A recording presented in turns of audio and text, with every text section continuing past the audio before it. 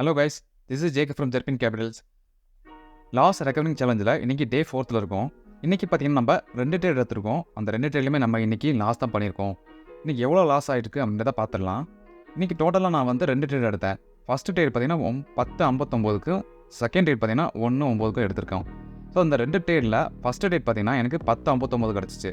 இப்போ morning market open ஆனதுலேருந்தே பார்த்திங்கன்னா ஒரு சைட்வேஸ்லாம் போயிட்டு இருந்துச்சு. ஸோ கரெக்டாக 10 மணிக்கு மேலே பார்த்தீங்கன்னா கொஞ்சம் அப் அண்ட் புக் போச்சு. நல்ல மார்க்கெட் பார்த்தீங்கன்னா ஒரு 200-300 பாயிண்ட்ஸ் கிட்ட நல்ல ஹெவி மூவ்மெண்ட் இருந்துச்சு. சரி, ஓகே, நம்மளுக்கு வந்து நியரஸ்ட்டாக ரெசிஸ்டன்ஸாக பிரேக் ஆக போகுது அப்படின்னு சொல்லி எக்ஸ்பெக்ட் பண்ணிட்டு இருந்தோம். ஸோ ரெசிஸ்டன்ஸ் பிரேக் ஆச்சுன்னா கண்டிப்பாக நம்ம வந்து என்ட்ரி எடுக்கலாம் தான் நினச்சிட்டு இருந்தோம். ஆனால் மார்க்கெட் பார்த்தீங்கன்னா அந்த இடத்துல இருந்து அப்படியே ரிவர்ஸ் ஆயிடுச்சு தான். ஸோ ரிவர்ஸ் பார்த்தீங்கன்னா ஆல்மோஸ்ட் வந்து பார்த்தீங்கன்னா ஒரு 300-400 பாயிண்ட்ஸ் வந்து மேலேருந்து அப்படியே ட்ராப் ஆச்சு. கரெக்டாக அந்த இடத்துல நம்மளோட சப்போர்ட் லெவல் பார்த்தீங்கன்னா இது வரைக்கும் இருக்குது. ஆல்மோஸ்ட் வந்து 400 பாயிண்ட்ஸ் கிட்ட வந்து டவுன் ஆச்சு ஃபுல்லாமே.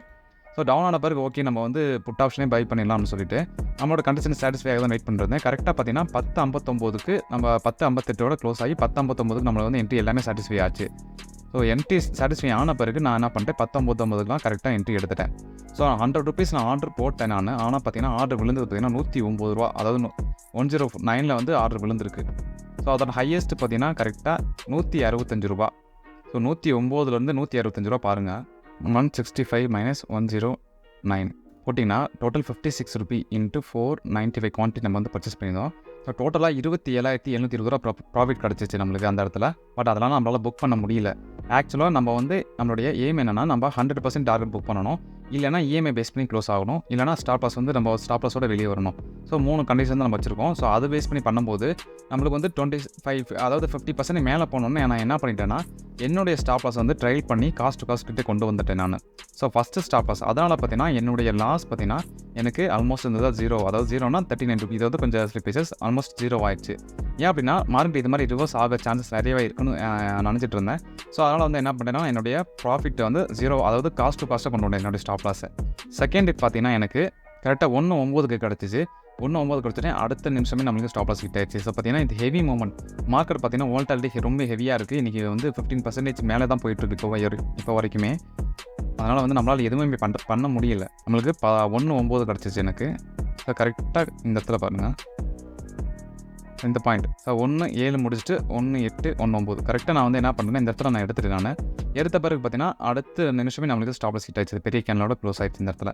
ஸோ இன்றைக்கி வந்து நான் ரூல்ஸை பிரேக் பண்ணியிருந்திருக்கலாம். ஏன்னா 25,000 வந்து எனக்கு ப்ராஃபிட் கிடச்சும் போது நான் புக் பண்ணியிருந்திருக்கலாம். பட் நான் ஏன் புக் பண்ணலாம், எனக்கு வந்து நம்மளுடைய ரூல்ஸ் அது இல்லை. நம்ம வந்து ரூல்ஸை ஃபாலோ பண்ணிட்டு இருக்கோம். அதனால் ரூல்ஸ் வந்து நம்ம பிரேக் பண்ணாமல் நம்ம ட்ரேட் பண்ணிட்டு இருக்கணும். ஸோ அதுதான் நம்மளுடைய எய்ம். நம்ம 23 ஃபெப்ரவரிலேருந்து ஸ்டார்ட் பண்ணோம். ஃப்ரைடே பார்த்தீங்கன்னா நம்மளுக்கு லாஸ் ஆச்சு. அப்புறம் மண்டே ட்ரேட் இல்லை, டியூஸ்டே அண்ட் வெனஸ்டே இன்றைக்கும். ஸோ பார்த்தீங்கன்னா எல்லாமே வந்து நம்மளுக்கு அந்த 10% நியரஸ்ட்டாக ஸ்டாப் லாஸ் வந்து நம்மளுக்கு ஹிட் ஆகிட்டு இருக்கு. நம்ம வந்து ஒரு நாளைக்கு 2 ட்ரேட் எடுப்போம். 2 ட்ரேட்டில் மேக்ஸிமமாக வந்துட்டு ஒரு நாளைக்கு 20% அக்செப்டபிள். பட் இந்த 20% இன்னும் நம்ம வந்து பண்ணலை. ஸோ அதுவே சந்தோஷம் தான். ஸோ இந்த மாதிரி லாஸ் வந்து வர்றது கண்டிப்பாக வந்து ஆப்ஷன் பையிங்கில் கண்டிப்பாக வந்து தான் ஆகும். ஏன்னா நீங்கள் வந்து இந்த மாதிரி என்னடா லாஸ் ஆகிட்டுக்குன்னு சொல்லி நீங்கள் வருத்தம் படக்கூடாது. இந்த மாதிரி பண்ணிட்டு இருந்தீங்கன்னா நீங்கள் ஆப்ஷன் பையிங்க்கு செட் ஆக மாட்டீங்க. ஸோ நீங்கள் வந்து ஆப்ஷன் பையிங் வந்து விலகிருங்க. ஏன் அப்படின்னா என்னுடைய ப்ரீவியஸ் சேலஞ்சில் நான் வந்து ஒரு மைண்ட் ஃபிக்ஸ் பண்ணி வச்சிட்டேன். ஏன்னா ப்ரீவியஸாக நடந்த நான் 50 days ட்ரேடிங் சேலஞ்சில் எனக்கு இப்படி தான் ஆச்சு. பார்த்தீங்கன்னா கண்டினியூஸாக லாஸ் வந்துகிட்டே இருக்கும். 30%, 35% இதில் வந்து நம்ம நிறைய தப்புலாம் பண்ணியிருந்தோம். சில ரெக்கவர் பண்ண பிறகுமே பார்த்தீங்கன்னா நம்மளுக்கு லாஸ் தான் ஆகிட்டு இருந்துச்சு. 4 தடவை பார்த்தீங்கன்னா கண்டினியூஸாக லாஸ் ஆகிட்டு இருந்துச்சு. அதுக்கப்புறம் பார்த்தா கூட நம்மளுக்கு திரும்ப எகைன் வந்து 4 தடவை 5 தடவை பார்த்தீங்கன்னா லாஸ் ஆகிட்டே தான் இருந்துச்சு. ஸோ இந்த மாதிரி லாஸ் ஆகும்போது நம்மளுடைய மைண்ட் செட் வந்து நம்ம கண்ட்ரோலாக வச்சுருக்கணும். ஓவர் ட்ரேட் பண்ணக்கூடாது, கேபிட்டல் வந்து இன்க்ரீஸ் பண்ணக்கூடாது. அதே மாதிரி ப்ராஃபிட் வந்துச்சுன்னா உடனே புக் பண்ணக்கூடாது. உங்களுடைய லிமிட், அதாவது உங்களுடைய டார்கெட் எப்போ வருதோ அது வரைக்கும் தான் வெயிட் பண்ணிட்டு இருக்கணும். அதேமாதிரி ஸ்டாப் லாஸ் வந்தாலும் அடிக்கடி ட்ரெயில் பண்ணிகிட்டே கொண்டு போயிட்டு இருக்கக்கூடாது. நீங்கள் வந்து கரெக்டான ஒரு என்ட்ரி, கரெக்டான எக்ஸிட் கிடச்சாலே போதும், உங்களுடைய பர்ஃபெக்டான ப்ராஃபிட் கண்டிப்பாக கிடச்சிரும். ஆக்சுவலாக நம்ம வந்து என்ட்ரியும் எக்ஸிட்டும் வந்து பார்த்திங்கன்னா ஒரு 2 நிமிஷம் 3 நிமிஷத்துலேயும் முடிஞ்சிடும் எப்போவுமே. ஸோ அது ஸ்டாப் லாஸ் இருந்தாலும் சரி, டார்கெட் இருந்தாலும் சரி, ரொம்ப நேரம் வெயிட் பண்ணாலும் நம்மளுக்கு கஷ்டம் தான். ஏன்னா டைம் டிகேனால நம்மளுடைய ஸ்டாப் லாஸ் கண்டிப்பாக ஹிட் ஆக சான்சஸ் இருக்குது. நீங்கள் மார்க்கெட்டில் இருக்கும்போது கண்டிப்பாக வெயிட் பண்ணிருக்கணும். ஸோ பொறுமை தான் ரொம்ப முக்கியம். நீங்கள் அந்த ஒரு ட்ரேடு தான் உங்களுடைய ஃபுல் ட்ரேடிங் ஜேர்னலே மாற்றும். அந்த ஒரு ட்ரேட் தான். இப்போ நாளைக்கு எனக்கு ஒரு 50% ப்ராஃபிட் கிடச்சிச்சு, நாளைக்கு ஒரு 20% ப்ராஃபிட் கிடச்சி புக் பண்ணிட்டேன் அப்படின்னா, நான் வந்து அடுத்த நாள் அதே மாதிரி 20% ஒரு 4 தடவை லாஸ் ஆச்சுன்னா எனக்கு வந்து அந்த முன்னாடி வந்து ப்ராஃபிட் போயிடும்.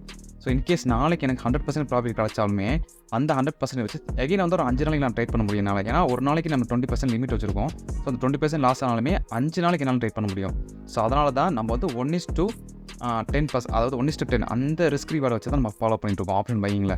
அதனால் டார்கெட் வந்து நம்மளுக்கு பார்த்தீங்கன்னா ஒரு மாதத்துக்கு ஒரு தடவையோ இல்லை 2 தடவையோ அடிக்கும், இல்லாட்டி அடிக்காம கூட போகலாம். ஸோ அடிக்காமல் போகும் பட்சத்தில் நம்மளுக்கு 100% ட்ராடன் வர வச்சுருக்கோம். ஸோ இதெல்லாம் வந்து நிறைய தெரிஞ்சுக்கிட்டு தான் நான் வந்து பண்ணிகிட்ருக்கேன். ஸோ ஆப்ஷன் பையிங்கில் இது மாதிரி ஏகப்பட்ட பிரச்சனை இருக்குது. ஸோ இதெல்லாம் வந்து நீங்கள் தெரிஞ்சால் மட்டும்தான் நீங்கள் வந்து ஆப்ஷன் பையிங்கில் ப்ராஃபிட் எடுக்க முடியும். ஆப்ஷன் பையிங்கில் வந்து ஹெவியாக ட்ராடன் அதிகமாக இருக்கும். இப்போ பாருங்கள், என்னுடைய ROI பார்த்தீங்கன்னா நல்லா குறைஞ்சிட்டே இருக்குது.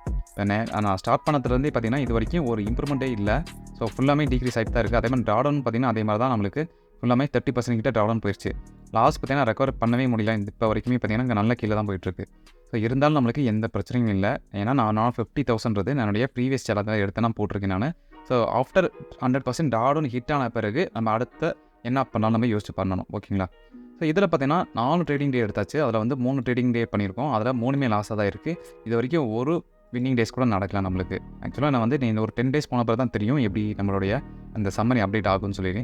ஏன்னா மற்றது எல்லாமே பார்த்தீங்கன்னா நம்மளுக்கு நெகட்டிவ் தான் இருக்கும். ஸோ அதனால் நீங்கள் வந்து உங்கள் மைண்ட் செட்டை வந்து எனக்கு எப்படி இருக்குது அப்படின்னா, என்னடா லாஸ் ஆகிட்டுருக்கு அந்த மாதிரி ஒரு சூழ்நிலை வரும்.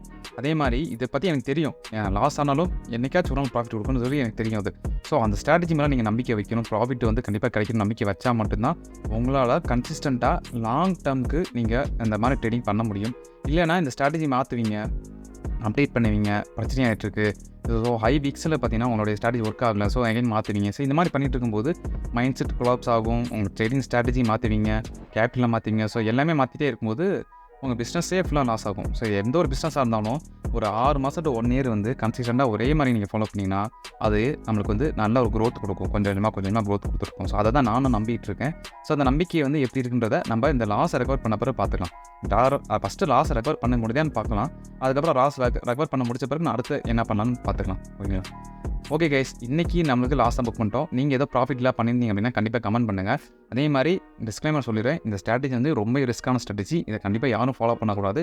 அப்படி நீங்கள் ஃபாலோ பண்ண விரும்பினால் உங்களுடைய ஃபினான்ஷியல் அட்வைசரை கேட்டுட்டு பண்ணுங்கள். ஏன்னா இது வந்து ரொம்ப ரிஸ்க்கான ஸ்ட்ராட்டஜி. ஓகே கைஸ், நாளைக்கு நம்ம இது மாதிரி ஒரு நல்ல வீடியோவில் பார்க்கலாம்.